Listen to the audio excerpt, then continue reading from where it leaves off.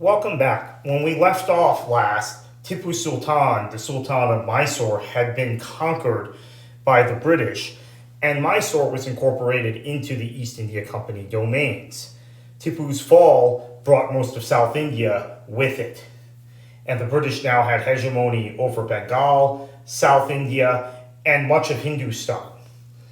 Now, the East India Company had been made up largely of Indophiles prior to this point, which is chronicled in William Dalrymple's excellent book, The White Mughals. Understanding this is important. So many of the British traders that came to India looked highly upon Indian culture and wanted to integrate into Indian society. In fact, they themselves wanted to appear Indian in all but appearance. Culturally, they wanted to bond with the Indian community, and they derived their legitimacy from their relationship with the Mughal crown. Charles Cornwallis, we talked about in the last episode, he lost at Yorktown to General Washington, was vanquished to become the Governor General of India under the new Government of India Act of 1784, which took a lot of the administrative power away from the East India Company. Cornwallis was a racist, and he implemented the beginnings of racism and segregation in British India. The story of British India cannot be told without looking at the racial dynamics that developed at this point, unfortunately. And while Britain had been sort of race neutral, or even Indophiles, as I mentioned earlier, that changed in the early 1800s, and India now was being strongly exploited for its resources, and Indians were not being treated well. The model for British racism in India was none other than Ireland. The plantations that were established in Ireland, starting with Henry VIII, but really intensifying under James I and Oliver Cromwell's conquest of Ireland and religious discrimination, were the models for how India was treated. Now, you might not think of Irish people as being terribly different than British people in this day and age, but the divisions were clearly created by the British there, and racism was implemented. And in fact, the Troubles in Northern Ireland, don't want to get too deep into this, but it was a civil rights campaign by Irish Catholics. So the British Army is becoming segregated at this point in India. Indian soldiers aren't being treated particularly well.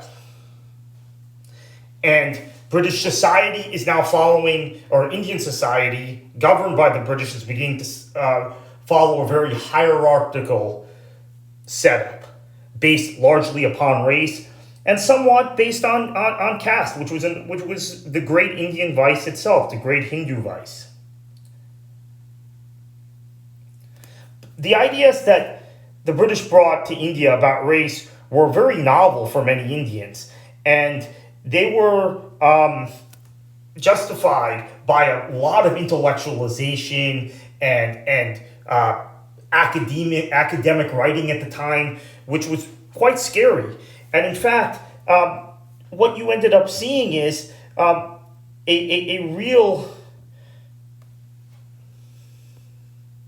I don't want to get directly into the racial theories espoused by some British pseudo-intellectuals at the time to justify their racism towards Indians, but much of it would repeat itself in British handling of other colonies and, quite frankly, in some Nazi ideology in the 1930s. All of this led to the Indian Rebellion of 1857. Lakshmi Bai, on your screen right now, one of the great heroes of that rebellion from Jhansi. She ends up giving her life in the rebellion, and she is a martyr in Indian history, along the lines of Joan of Arc in French culture. The rebellion itself was not something that the Mughal emperor, who was by this time ceremonial, Bahadur Shah, necessarily wanted to see. He was completely under the thumb of the British, but from him, legitimacy derived in the Indian subcontinent, particularly in Hindustan, and it was prevailed upon him by the mutineers to take lead of this effort. And the rebellion was then effectively initiated and spread in his name. The rebellion was pretty much limited to areas of Hindustan, some areas of West India, but the concept of race and the treatment of Hindus and Muslims is what directly led to this rebellion in 1857. It was brutal. There were atrocities on both sides. You read a lot about the atrocities probably growing up on the Indian side, right? The British had written history as the victors. But in fact, there was horrible, barbaric behavior on both sides of this conflict, and no quarter given. The general rules of war were not followed by either side. And with it came a increased emphasis on racism by the British. Once they put down the rebellion of 1857, which I encourage people to read about, really lasted into 1859. And here's Bahadur Shah being captured, his sons being hauled away and executed by the British in a very brutal fashion, and in a fashion that I think would be considered barbaric by any modern historians.